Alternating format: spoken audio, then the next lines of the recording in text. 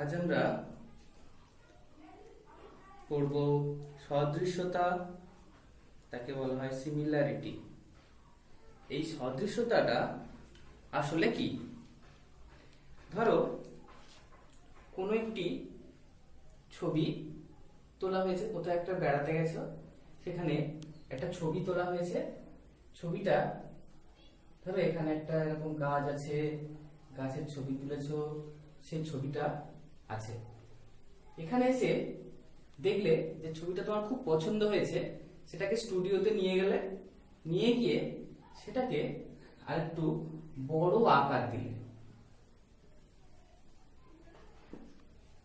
তাহলে দেখা যাচ্ছে যে যে ছবিটার সম্বন্ধে আমরা বলছি সে ছবিটার আসলে আকৃতি একই কিন্তু আকার আলাদা। অর্থাৎ ছবিটা একটা নির্দিষ্ট কোনো একটি বস্তুর বা প্রাণীর বা যার হোক, কিন্তু সেটাকে আমরা কি করেছি, সেই ছবিটাকে আমরা একটু বাড়িয়েছি, এবং যখনই বাড়িয়েছি সব দিক সমান অনুপাতে বেড়েছে, ফলে তার আকৃতিটা একই আছে কিন্তু আকারটা বেড়েছে। এখানে এই যে আকৃতি একই এবং আকার বেড়েছে, তখন এই দুটি ছবিকে বলবো সদৃশ্য। আবার ধরো যে আমরা কিছুদিন আগে ধরো কোনো একটা গাছের ছবি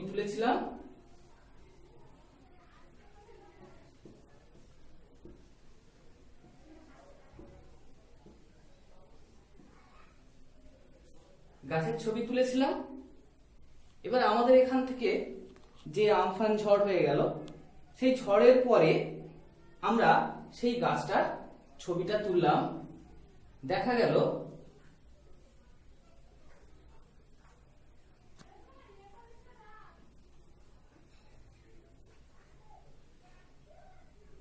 এখানে যে পাতাটা ছিল সে পাতাটা ভেঙে গেছে। তার মানে কি, দুজনের আকার একই, অর্থাৎ একই ছবি, কিন্তু আকৃতিতে একটু তফাৎ হয়েছে। তখন এক্ষেত্রে আমরা একে সদৃশ্য বলতে পারি না। তাহলে সদৃশ্যতা এটা আসলে কি না, কোনো দুই বা ততোধিক বস্তু বা আকার যাই বলি না কেন, সেক্ষেত্রে তার আকৃতি যদি একই হয়, আকার যদি আলাদা হতে পারে নাও পারে, তাহলে সেক্ষেত্রে আমরা সেগুলোকে আমরা বলবো সদৃশ্য। যেমন ধরো আমি যদি একটা ছোট বর্গক্ষেত্র আঁকি, তার সঙ্গে একটা বড় বর্গক্ষেত্র নিচ্ছি, তাহলে সেক্ষেত্রে দেখা যাচ্ছে এদের আকৃতি একই, আকার আলাদা, তাহলে এরা সদৃশ্য। তাহলে আমাদের এই সদৃশ্য সম্বন্ধে একটা সাধারণ ধারণা হলো যে আকৃতি একই হলে আকার আলাদা হতে পারে নাও পারে, সেক্ষেত্রে আমরা সেই চিত্রগুলোকে আমরা বলবো সদৃশ্য। আমরা সদৃশ্যতা সম্বন্ধে আরো কিছু জানার আগে আমাদের প্রথম জানতে হবে যে অনুপাত সমানুপাত যেটা আমরা জানি, এবং যেটা এইরকম ভাবে জানি যে অনুপাত সমানুপাতের সঙ্গে পাটিগণিত ও বীজগণিতের অনেক পরিচিতি আমাদের সঙ্গে হয়েছে, কিন্তু সেরকম ভাবে জ্যামিতিতে এই অনুপাত সমানুপাতের ব্যবহার আমরা কিন্তু খুব একটা জানি না। তাহলে আমরা এখন জ্যামিতিতে অনুপাত সমানুপাতের কিভাবে প্রয়োগ হয় সেটা আমরা এখন দেখি। ধরে নেওয়া হচ্ছে, ধরো তোমার বাড়ি থেকে তোমার স্কুল পূর্ব দিকে 500 মিটার, এবং তোমার বাড়ি থেকে তোমার হসপিটাল দূরত্ব উত্তর দিকে 200 মিটার। তাহলে এখন আমরা যদি এই ছোট বোর্ডে যদি আমি পুরো মাপ করে আঁকতে যাই, তাহলে আমরা আঁকতে পারবো না। তাহলে আমরা কি করব না, ঠিক ওর অনুপাত করে আমরা সেই ছবিটাকে ছোট করে এনে একটা নির্দিষ্ট মাপ, যে মাপ কিভাবে করব না, আমরা দেখতে পাচ্ছি এটা হচ্ছে উত্তর, দক্ষিণ, পূর্ব পশ্চিম।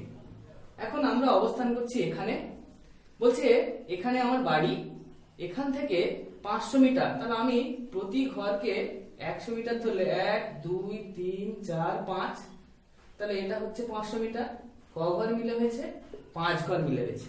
তাহলে একই অনুপাতে আমি নিশ্চয়ই 100 200, তাহলে এটা নিশ্চয়ই 200 মিটার, যেটা হচ্ছে হসপিটাল। তাহলে ক ঘর মিলে হয়েছে? 2 ঘর মিলে হয়েছে।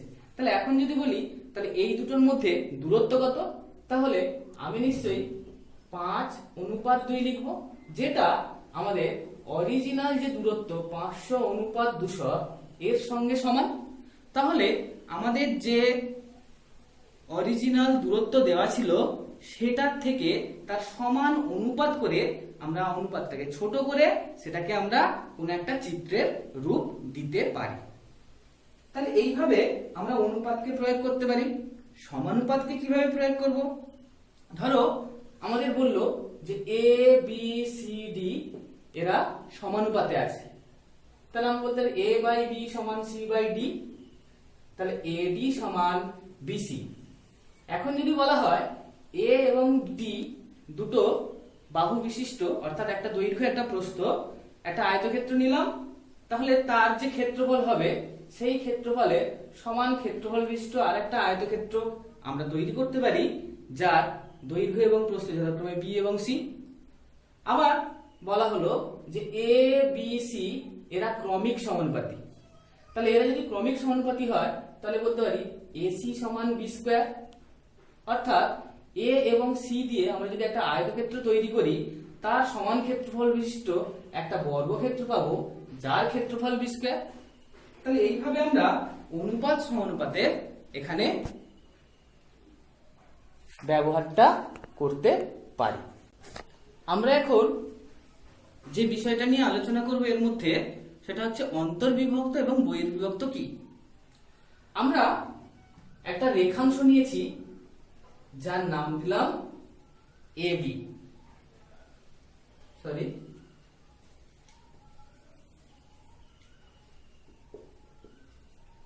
এর মধ্যে যদি কোনো একটি বিন্দু নিই C, যে বিন্দুটা A এবং B এর মধ্যে অবস্থিত, তাহলে C বিন্দু AB কে দুটি অংশে ভাগ করে, এইকে বলা হয় বিভাজন বিন্দু।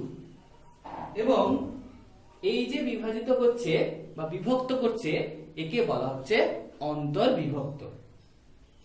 ঠিক একই রকম ভাবে আমরা এই ছবিতে যদি বহির্বিভক্ত দেখাই, সেটা কিভাবে দেখাবো?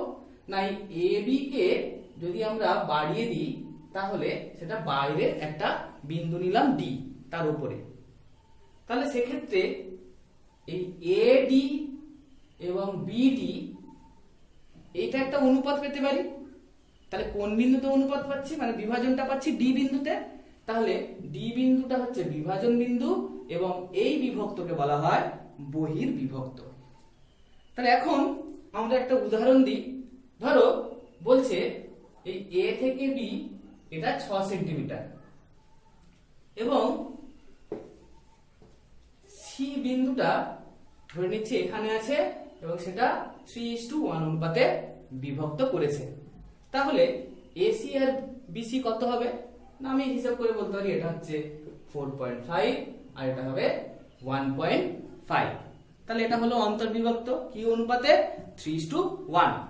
এখন আমরা এই যে BD এটা 3 সেন্টিমিটার বাড়িয়ে দিয়েছি, তাহলে এখন AD টা কত হবে? 9 সেন্টিমিটার আর BD টা 3 সেন্টিমিটার। তাহলে এখন এই D বিন্দু এও কিন্তু 9:3 সমান 3:1 অনুপাতে বহির্বিভক্ত করেছে। তাহলে আমি একই সঙ্গে দেখতে পেলাম যে আমি যদি বলি যে 3:1 অনুপাতে অন্তর্বিভক্ত করেছে, তাহলে এটা, আবার যদি 3:1 অনুপাতে বহির্বিভক্ত করেছে, তাহলে এখান থেকে এই পুরোটা একসঙ্গে। তাহলে এখন প্রশ্ন আসছে যে আমরা কি করে বুঝবো যে C এর অবস্থানটা কোথায়? ধরে নাও যে A এবং B একটা রেখাংশ, রেখাংশের দুটো প্রান্ত বিন্দু, সেই প্রান্ত বিন্দু দুটো ফিক্সড। এখন যদি বলা হয় যে এবি কে সি বিন্দুটা 1:3 অনুপাতে বিভক্ত করেছে, তাহলে লক্ষ্য করো এদিকে আছে এ, এদিকে আছে বি, তাহলে এর দিকে কম বির দিকে বেশি, তাহলে নিশ্চয়ই এইখানে সি বিন্দুটা আছে। অর্থাৎ প্রথম যে বিন্দুটা বলা হয়েছে তার কাছাকাছি আমার বিভাজন বিন্দুটি আছে। যদি বলা হয় বহির্বিভক্ত করেছে, তাহলে পরেরটা বড়, অর্থাৎ প্রথমে যে ছিল সেই দিকে বাড়াতে হবে এবং সেদিকে হচ্ছে ডি বিন্দুটা। তাহলে লক্ষ্য করো এডিটা হচ্ছে 1 আর বিডিটা বড় 3। ঠিক একই রকম ভাবে আমরা যদি বলতো 4:1, তাহলে সি বিন্দুটা পরের বিন্দুর দিকে অর্থাৎ বি বিন্দুর দিকে হতো এবং ডি বিন্দুটা কোথায় পাবো না, তখন এ থেকে বি এর দিকে বাড়াতে হতো, বাড়িয়ে বাইরের দিকে হতো ডি বিন্দু। অর্থাৎ আমরা এই অনুপাতটা দেখে আমরা এই বিভাজন বিন্দুর অবস্থানটা খুব সহজে বুঝতে পারি। আমরা এখানে কিছু জ্যামিতিক ধর্ম দেখব। প্রথম জ্যামিতিক ধর্ম যেটা আছে সেটা হচ্ছে যে দুটো ত্রিভুজ নেব, যার ভূমি একই সরলরেখায় অবস্থিত।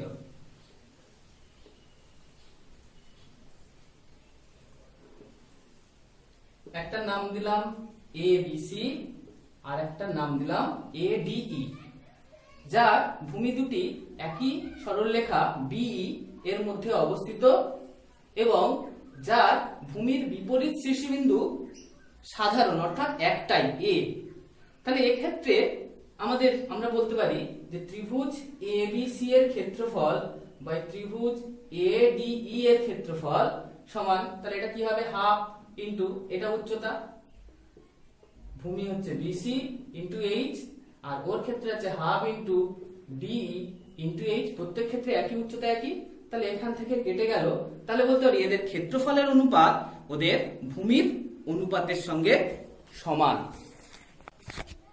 যখন সদৃশতা নিয়ে অনেক কিছু আলোচনা হচ্ছে, তার অনেক আগে তখন গ্রিক গণিতজ্ঞ থ্যালাস তিনি বলেছিলেন যে একটা ত্রিভুজের কোনো একটি বাহুর সমান্তরাল সরলরেখা অপর দুটি বাহুকে বা তাদের বর্ধিত বাহুকে সমান অনুপাতে অর্থাৎ সমানুপাতে বিভক্ত করে এবং সেই অনুসারে সেই নামটা হয়ে গেল থ্যালাসের উপপাদ্য, যেটা আমাদের বইতে উপপাদ্য 43 হিসাবে দেওয়া আছে।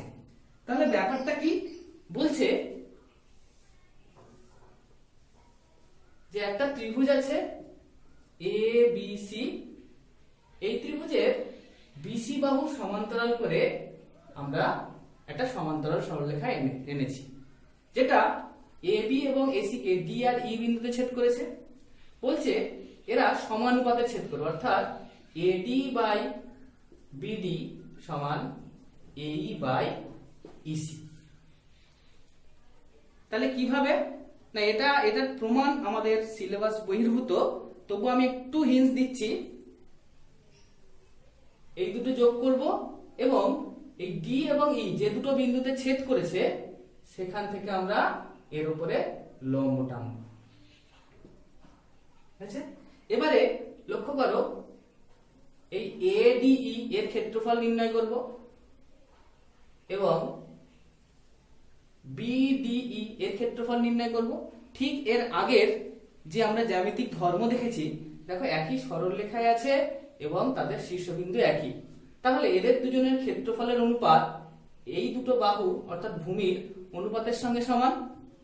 আবার ঠিক এডিই এবং সিডিই এই যে দুটো ত্রিভুজ, এই দুটো ত্রিভুজের ক্ষেত্রফলের অনুপাত এদের দুটো ভূমির অনুপাতের সঙ্গে সমান। এখন দেখা যাচ্ছে এই ত্রিভুজটা এবং এই ত্রিভুজটা অর্থাৎ বিডিই এবং সিডিই এই দুটো ত্রিভুজের ক্ষেত্রফল সমান। কেন? ভূমি একই এবং একই সমান্তরাল যুগলের মধ্যে আছে। তাহলে দুটো যদি সমান হয় তাহলে বলতে পারি এর সঙ্গে এর অনুপাত এর আর এর অনুপাতের সঙ্গে সমান। এটা বইতে আছে, আর একটু ভালো করে দেখে নেবে, দেখলে বুঝতে পারবে। এখন থ্যালাসের উপপাদ্য বলেছে যে অন্তর্বিভক্ত শুধু নয়, আমাকে বাইরে অর্থাৎ এই যে এবিসি যে ত্রিভুজটা আছে এই ত্রিভুজের সে সমান্তরাল করে বাইরেও ছেদ করতে পারে। তাহলে আমরা কি করব, নাম দিচ্ছি এ বি সি, তাহলে সেক্ষেত্রে দুদিকে বাড়ালাম, তাহলে এটা হলো ডি, এটা হলো ই। তাহলে সেক্ষেত্রেও একই যে এডি বাই বিডি সমান এই বাই সি বা ইসি। আবার ছবিটা আর এক রকম ভাবে হতে পারে, কিরকম না, এপাশে না বাড়িয়ে আমাদের সমান্তরাল সরলরেখাটা এই দিকে হবে, হতেই পারে। তাহলে সেক্ষেত্রে আমরা ওদিকে বাড়াই, তাহলে এই বিন্দুকে ডি, এই বিন্দুকে ই। তাহলে সেক্ষেত্রে এবি বাই বিডি সমান এই এসি বাই সি। তাহলে আমাদের যেভাবেই ছবিটা আসুক না কেন সেভাবে আমাদের কি বলতে পারি না সমানুপাতে বিভক্ত করে। এর পরের যে উপপাদ্যটা আছে সেটা হচ্ছে এর উল্টোটা। কি বলছে না, যদি এরা সমানুপাতে বিভক্ত করে তাহলে সেই বিন্দু দুটোর সংযোজক রেখাংশ সেটা অপর বাহুর সমান্তরাল হবে। কিভাবে? এ বি সি এর দুটো বিন্দু তারা যদি সমানুপাতে বিভক্ত করে তাহলে তাদের সংযোজক রেখাংশ সেটা অপর বাহু, অর্থাৎ আমাদের যে উপপাদ্য 44 সেই 44টা ঠিক থ্যালাসের উপপাদ্যের ঠিক বিপরীত। তাহলে সেক্ষেত্রে আমরা এই দুটো উপপাদ্য আমাদের প্রমাণটা আমাদের সিলেবাসে নেই, কিন্তু থ্যালাসের উপপাদ্যের যে প্রমাণটা আমরা অল্প দেখালাম বইতে করে দেওয়া আছে, ঠিক একই রকম ভাবে তার বিপরীত উপপাদ্যটাও প্রমাণ হবে। আমরা এই যে থ্যালাসের উপপাদ্য বা তার বিপরীত উপপাদ্যটা দেখলাম, এর উপরে বেশ করে খুব সুন্দর শর্ট কোশ্চেন গুলো আছে এবং সেগুলো আমাদের পরীক্ষাতে আসেও। আমরা দু একটা শর্ট কোশ্চেন দেখি এবং এরপরে এর সঙ্গে আমরা যে মডেল কোশ্চেনটা দেব তাতে আমি সব ধরনের অঙ্ক দেব এবং সব ধরনের অঙ্ক আমি দুটো একটা করে দেখিয়েও দেব। ধরো আমাকে বলছে যে একটা ত্রিভুজ আছে এ বি সি এবং একটি সরলরেখা যেটা বিসি এর সমান্তরাল সেটা এবি কে পি এবং বিসি কে কিউ বিন্দুতে ছেদ করেছে, যার বলা আছে এপি সমান সি কিউ। তাহলে যেটা বলা আছে আমি ধরে নিচ্ছি এপি হচ্ছে এক্স, তাহলে সি কিউ ও এক্স হবে। এ বি হচ্ছে 12, তাহলে এখান থেকে এটা হচ্ছে যদি 12 হয় তাহলে আমি এই অংশটা বলতে পারি 12 মাইনাস এক্স, এবং এ কিউ হচ্ছে 2, তাহলে এটা হচ্ছে 2 সেমি। তাহলে এপি এর মান নির্ণয় করতে হবে। তাহলে যেহেতু এর সঙ্গে এটা সমান্তরাল, তাহলে থ্যালাসের উপপাদ্য অনুযায়ী বলতে পারি পি এবং কিউ বিন্দু এটা সমানুপাতে বিভক্ত করবে, তাহলে আমি বলতে পারি এপি বাই পিবি সমান এ কিউ বাই কিউ সি। তাহলে এখানে আমরা এবার মান বসাবো, x বাই 12 মাইনাস x সমান 2 বাই x, এখান থেকে x এর মান বেরোবে, সেটাই হচ্ছে উত্তর। এখন আমরা আরেকটা দেখি। তার আগে আমরা যে থ্যালাসের উপপাদ্য করেছিলাম সেটাকে আবার একটু দেখব। বলছে যে একটা ত্রিভুজ এ বি সি, একটা রেখাংশ যেটা ডিআই এই বিন্দুতে ছেদ করেছে, তাহলে আমরা এখান থেকে পেয়েছিলাম এডি বাই ডিবি সমান এই বাই ইসি। এখন আমরা প্রত্যেকের সঙ্গে যদি +1 করি, এখানে +1 এখানে +1, তাহলে উপরে পাবো AD plus DB by DB সমান AE plus EC by EC। তাহলে AD প্লাস DB মানে কি AB, তাহলে এখান থেকে আমরা লিখছি যে AB বাই DB সমান AC বাই EC। আবার একই রকম ভাবে আমরা এই যে দুটো আছে এই দুটোকে প্রথমে উল্টে নেব, নিয়ে তারপরে +1 করব, করলে সেখান থেকে আবার এরকম পেতে পারি AB বাই AD সমান AC বাই AE। অর্থাৎ এখানে লক্ষ্য করো দুটো ত্রিভুজ আছে, একটা হচ্ছে ADE আর একটা হচ্ছে ABC। তাহলে AB বাহুর একটা বাহু ABC ত্রিভুজের AB বাহু এবং তার সঙ্গে ADE ত্রিভুজের AD বাহু সমান AC বাই AE। তাহলে এটা করা যায়। এখন এই যে অংশটা আছে এই অংশটাকে আমার উপরের অংশ যদি আমি মুছে দিই, বা ধরো আরো একটা সরলরেখা দিয়ে আমি কাটছি, নাম দিলাম PQ, তাহলে সে ঠিক একই রকম হবে যে এখান থেকে এই অংশ এখান থেকে এই অংশের অনুপাত এই অংশ এবং এই অংশের অনুপাতের সঙ্গে সমান ধরে নিচ্ছি, নিচেরটা নেই ত্রিভুজের ক্ষেত্রে। আবার যদি পুরোটা ধরা হয় তাহলে সেখান থেকে আমরা বলতে পারি এই পুরো অংশের ক্ষেত্রফল বাই এটা, এই দৈর্ঘ্য বাই এটা সমান এর পুরো অংশের দৈর্ঘ্য বাই এটা। তাহলে এভাবে আমরা দেখাতে পারি যে এটা এটার অনুপাত এটা এটা অনুপাতের সঙ্গে সমান, আবার এর অনুপাত এর অনুপাতের সঙ্গে সমান। অর্থাৎ যতগুলো খণ্ড করতে পারি সেই খণ্ডগুলোর প্রত্যেকটির অনুপাত ওদিকের প্রত্যেকটির অনুপাতের সঙ্গে সমান। এখন এই ছবির কিছু অংশটা আমি মুছে দেব। উপরে যদি মাথাটা আমি মুছে দিই তাহলে ছবিটা দাঁড়াচ্ছে একটা ট্রাপিজিয়াম, নাম দিলাম ABCD। এই ABCD একটা ট্রাপিজিয়ামের ধরো ডিসির সমান্তরাল করে একটা টানা হয়েছে, তার নাম দিলাম PQ। এখন যেটা বলা আছে সেটা হচ্ছে এখান থেকে এটা হচ্ছে 18, এটা হচ্ছে 15, এটা হচ্ছে 35।